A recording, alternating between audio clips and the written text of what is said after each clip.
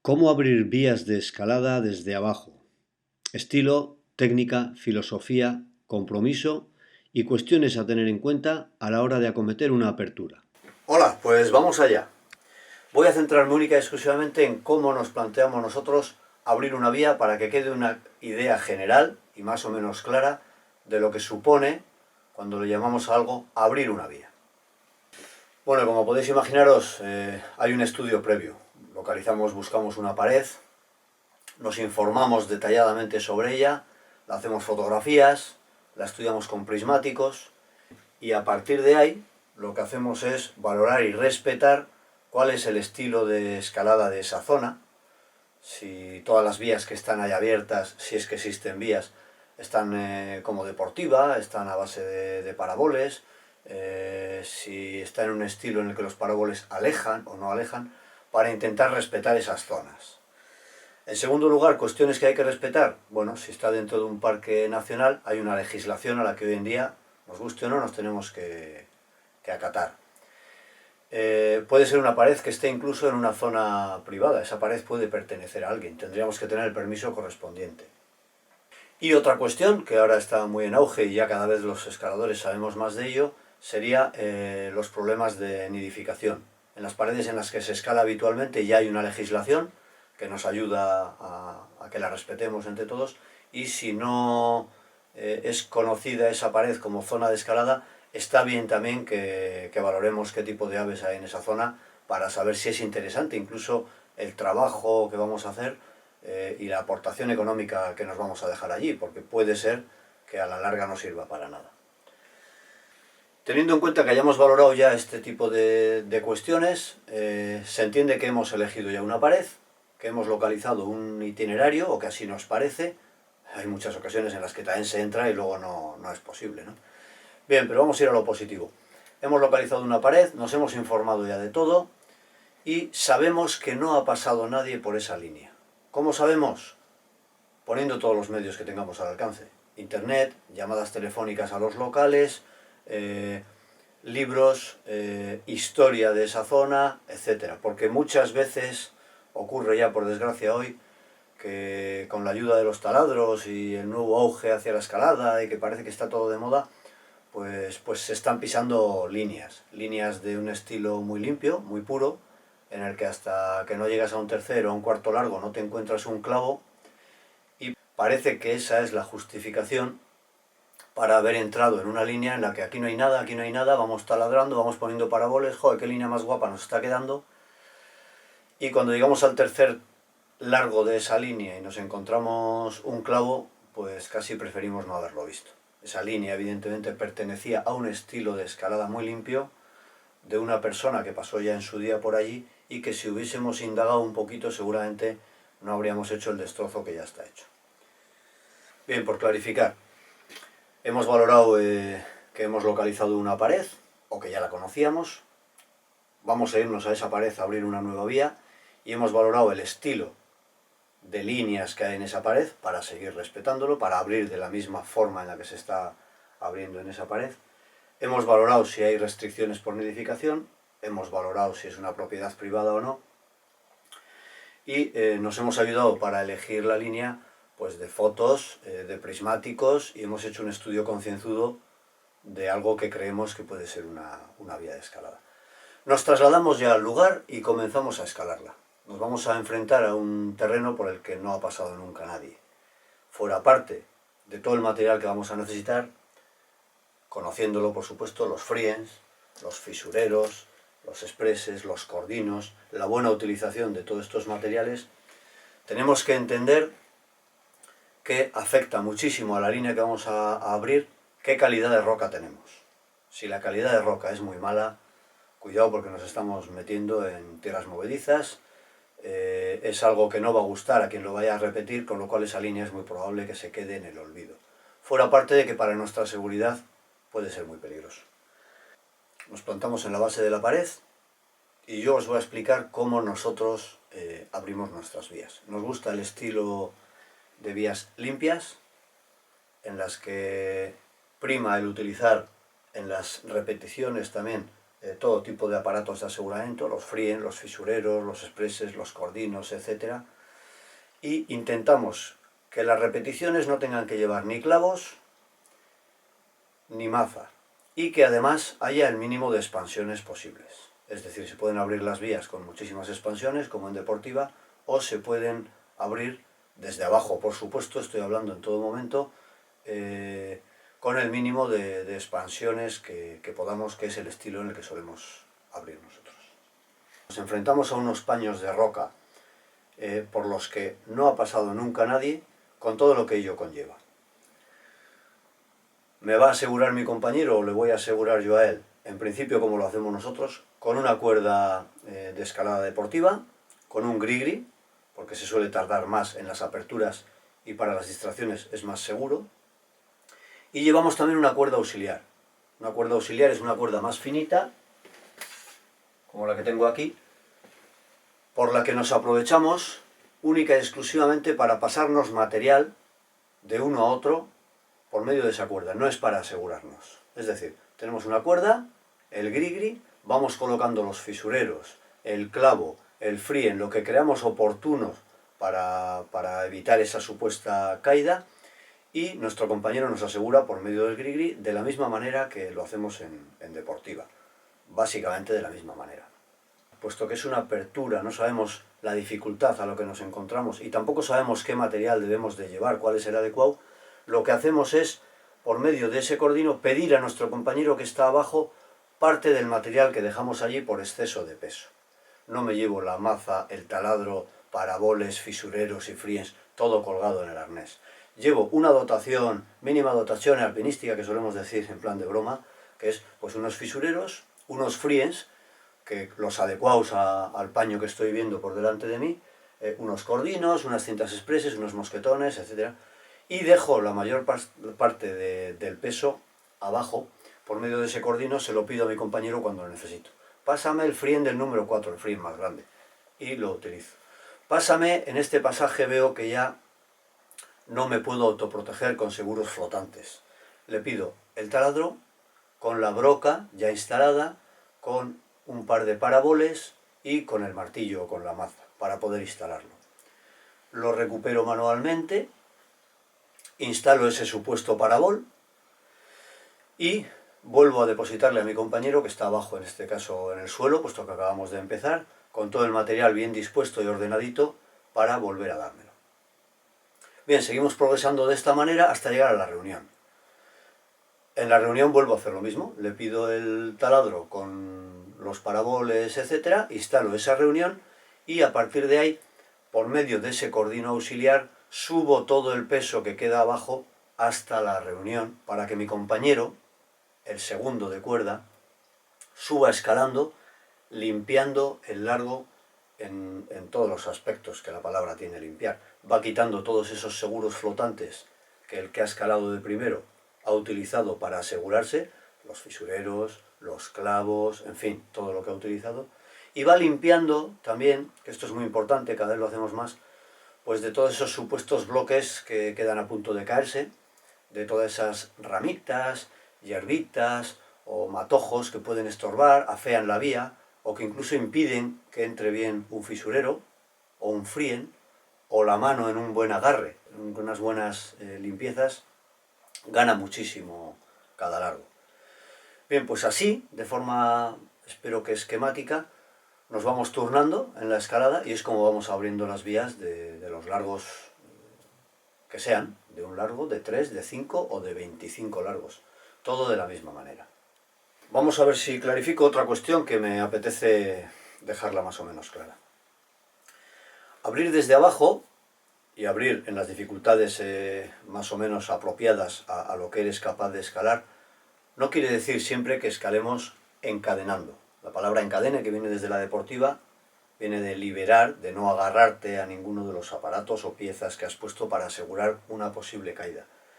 En este caso, en las aperturas, se utiliza en más de una ocasión la técnica de artificial, las técnicas, que son muchas, de artificial. Es decir, utilizamos, además de las piezas en los emplazamientos para evitar posibles caídas, utilizamos también, no nos vamos a engañar, pues uñas, ganchitos o incluso hasta plomos, ¿eh? Para pasar por ese pasaje que el seguro que tenemos puesto quizás no es muy bueno, no queremos ahora en ese instante, estamos abriendo todavía, valorar el meter una expansión, siempre somos reacios al taladro, el taladro es lo último, y escalamos en artificial un paño que luego a posteriori puede ser que salga una dificultad factible o que con la limpieza se pueda proteger mejor, y nosotros de momento ya hemos evitado poner ese parabol. Este tipo de cuestiones son muy importantes para nosotros, puesto que si somos muy rápidos de gatillo, a la mínima dificultad vamos a poner un parabol. Y valoramos por nuestra experiencia que es mejor esperar un poquito, pasar en vez de en libre, incluso pasar en artificial, es decir, haciendo esas supuestas, vamos a llamarlo trampas, así cariñosamente hablando, llegar a esa reunión, has abierto ese largo, y después de limpiar, de valorar cuál es la dificultad, de si queda el largo expuesto o no, pues bueno, si hay que meter un parabol, tampoco no pasa nada, nosotros los metemos. Pero va a estar mejor emplazado que si estamos en un momento de tensión en el que queremos el parabol por otras cuestiones, que son esos miedos que nos atacan a todos, ese momento de incertidumbre, de no saber qué hacer. No utilizamos el taladro para esto. El taladro lo utilizamos con una mentalidad previamente analizada de cómo queremos dejar las vías. Es decir, ponemos una expansión, un parabol, en principio donde no entran piezas flotantes, donde no entra un buen frien, un buen fisurero, algún otro tipo de elementos como incluso clavos, aunque los clavos intentamos desdeñarlos porque tienen una mala longevidad, como seguro, también porque en muchos casos el mismo clavo impide un buen agarre, los clavos van en las fisuras. Entonces, bueno, la evolución de esto, si solamente hay un videdo del que te puedes agarrar y en ese videdo has metido un clavo, estás complicando ese pasaje de forma natural, realmente. Entonces, quizás sea mejor en ese caso poner una expansión lateralmente y dejar ese anclaje como forma natural de ir escalando en libre. Nuestro máximo objetivo es escalar en libre todo lo que se pueda. Cuando pasamos por medio de ganchos o de plomos en artificial, dejamos ese tramito de ese largo para debatirlo entre la pareja de escaladores y decidir qué tipo de seguro, qué dificultad real tiene ese largo después de haberse limpiado. Esto da buenos resultados. Vamos a por otra cuestión que intento explicaros, a ver si os sirve. Tenemos que tener de antemano claro cómo queremos dejar nuestras vías y qué sello tienen nuestras vías. Voy a explicarme en algo que influye directamente también en cuanto a taladrar. A nosotros nos gusta taladrar el mínimo posible. Solemos dejar las reuniones, si una de las piezas que entra en reunión es muy buena, con un solo parabol. Nos parece suficiente. Si vemos que las piezas no son buenas, dejamos 2 paraboles bien puestos. Y intentamos no dejar demasiadas reuniones totalmente limpias, aunque sí las dejamos, y depende, porque aquí todo es una cadena que hace que dependa de otras cuestiones. Depende esa reunión, si metemos paraboles o no, de cuál es el siguiente largo al que nos enfrentamos. Es decir, si en nuestro siguiente largo necesitamos muchísimo material porque está totalmente limpio y nos parece muy bueno, eso puede influir para que esa reunión tenga 2 paraboles. Claro, si para montar una reunión necesito utilizar 7 piezas de las que llevo yo a cuestas cuando estoy repitiendo la vía, es muy probable que para repetir esa vía haga falta demasiadas piezas a llevar a rastras para luego no utilizarlas durante el recorrido. Me explico mejor.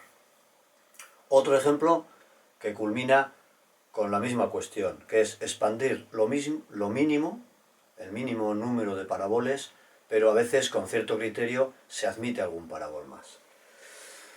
Vamos a poner un supuesto de una vía de escalada de 8 largos. En 8 largos no vamos a necesitar el frien del 4 más que en un solo largo. Y en ese largo, casualmente, el frien del 4 vendría bien en 7 puntos. Para mí no tiene ningún sentido en el croquis poner repetir 7 veces el frien del número 4. ¿Qué hacemos? Bueno, pues en un momento dado llevar un frien del número 4 para esos repetidores, para ese croquis, y el resto de las zonas pues dejar algún clavito, dejar algún puente de roca y alguna expansión, es decir, dejar ese largo, entre comillas, más equipado de cómo nosotros hemos necesitado de equiparlo para pasar. Es decir, nosotros no abrimos la vía y ya están todos los paraboles puestos. Nosotros metemos muchas veces menos paraboles de los que luego dejamos puestos para las repeticiones por el conjunto del análisis de toda esta serie de cuestiones, que me parecen muy importantes a la hora de enfrentarte luego a repetir una vía y que esa vía esté mejor o peor. Evidentemente, donde hay una placa de una dificultad ya en la que la caída es probable y no entra ninguna pieza, en el sentido de que estamos valorando ya cuál es esa dificultad en relación a toda la línea, de la vía completa y demás, pues ahí va a encajar bien un parabol. Pero ¿dónde encaja bien ese parabol? Ese parabol no encaja bien en cualquier sitio. Quiero decir, como aperturista debo tener una mente muy amplia para, además de complicarme la vida escalando con tanto trasto, con tanta dificultad y en un terreno que no conozco, además, si puedo tener muchas artimañas para poder poner el parabol no en la repisita en la que yo quizás esté más cómodo, sino preveyendo qué futuro paso va a cubrir esa expansión. Es decir, si yo estoy en esta repisita y de aquí hacia arriba veo que es muy complicado y aquí es muy cómodo por mi gesto poner el parabol y lo pongo aquí, resulta que no protege el paso complicado, que estaría medio metro más arriba, y además, en una supuesta caída en ese paso complicado, esto, si es una repisa, nos va a traer en esa trayectoria de caída a esa repisa. Este tipo de cuestiones, que también serían muy extensas, se deben de tener en cuenta. Igual es donde necesito, aunque yo iría en libre, pues una uña, un plomito, ese tipo de trampitas, un estribo, pisar un lazo, para intentar poner el parabol donde de verdad es necesario, que es medio metro más arriba en muchas ocasiones, y ya queda ese paso perfectamente protegido, y además, en un supuesto imaginario, quien se cae escalando sobre ese parabol va a caer pues hacia el vacío, hacia el desplome, donde no hay peligro pues para los tobillos, un repisazo o la caída tiende a no ser pendular. Todo este tipo de análisis, y más, que ahora mismo no puedo extenderme tanto, se deben de tener en cuenta cada vez que ponemos una expansión. Vamos a ver de forma un poquito puntual el tema de los paraboles, del taladro y de las expansiones. ¿Qué nos anima o qué nos permite un poquito más el decidir, venga, pues aquí sí, aquí un parabol? Bien, en principio las cuestiones básicas de seguridad y de ética. Si llevamos ya unos cuantos años escalando, sabemos de lo que estoy hablando. Lo explico un poquito. Donde entra en una fisura perfecta, que entra un fisurero buenísimo, a los que nos gusta escalar en escalada limpia o escalada de montaña, ahí evidentemente no vamos a poner allá un parabol. Donde entran buenos friends, sabiendo la calidad de la roca, que no tienden a resbalar, hay algunas rocas que son muy malas, tenerlo en cuenta. Pues ahí tampoco entra un parabol. Sin embargo, hay zonas, hay tramos, en los que parece que pudieran entrar muy bien los fisureros, los friends, pero son tramos que llamamos de mala calidad de roca, que está todo muy descompuesto. Es como un gran Tetris en el que pones un fisurero y realmente una caída podría hacer que las piedras laterales se desplacen lo justo para que esos fisureros o esas piezas, elementos flotantes que llamamos, se saldrían. Pues es un lugar adecuado donde un parabol bien puesto, bien valorado y bien meditado lo va a agradecer, yo creo que todo escalador. En base a esto de los paraboles, hay una cuestión que veo por ahí, yo aprendo de cada vía que voy repitiendo, hay una cuestión importante. Hay paraboles, no voy a liarme con ello, cincaos, chapas bicromatadas, hay paraboles de acero inoxidable, diferentes aceros inoxidables. No entro tanto en cuál coloquemos, sino en el sentido común y en la lógica. Si estamos en una zona de gran oxidación porque está cerca de la costa, tenerlo en cuenta. Si estamos en una zona en la que no hay grandes oxidaciones y no queremos valorar eso, no deis por alto cualquier cuestión. Es decir, no mezclemos algo tan básico como una tuerca cincada con un parabol inoxidable, o viceversa, o una arandela inoxidable con un parabol y con una chapa bicromatada. Sencillamente ya se sabe a día de hoy que esto genera un aumento de la oxidación por esa reacción química que hace la mezcla de estos materiales. Es decir, si ponéis inoxidable, poner inoxidable todas las piezas. Si ponéis zincao, lo mismo. Si ponéis bicromatado, lo mismo. Es un pequeño repaso del parabol. Bien, pues aunque parezca una obviedad, pues yo tengo que decirlo. Yo considero que antes de abrir cualquier vía de escalada, se debe de haber escalado muchísimo en el estilo en el que queramos abrir. Si queremos abrir una vía deportiva, yo creo que tenemos que haber hecho mucha deportiva. Y sobre todo abrir en base a la dificultad que sabemos que nosotros controlamos. Si quieres abrir una vía desde abajo, para dejarla en un estilo limpio, como solemos hacer, ha habido que escalar mucho en montaña, muchas vías muy variadas en diferentes rocas, en diferentes calidades de esas rocas que te da mucha visión, y a partir de ahí creo que podríamos plantearnos ya, sabiendo la utilización correcta y adecuada de toda esta serie de cuestiones que conlleva, desde el aseguramiento hasta los emplazamientos de las reuniones, valorar las salidas, desplazamiento de esa reunión supuesta sobre el siguiente gesto, incluso. Hay muchos parámetros que no hemos tocado porque no se podría tocar todo, pero se deben de tener en cuenta que influyen en el resultado final de cómo esa vía está abierta.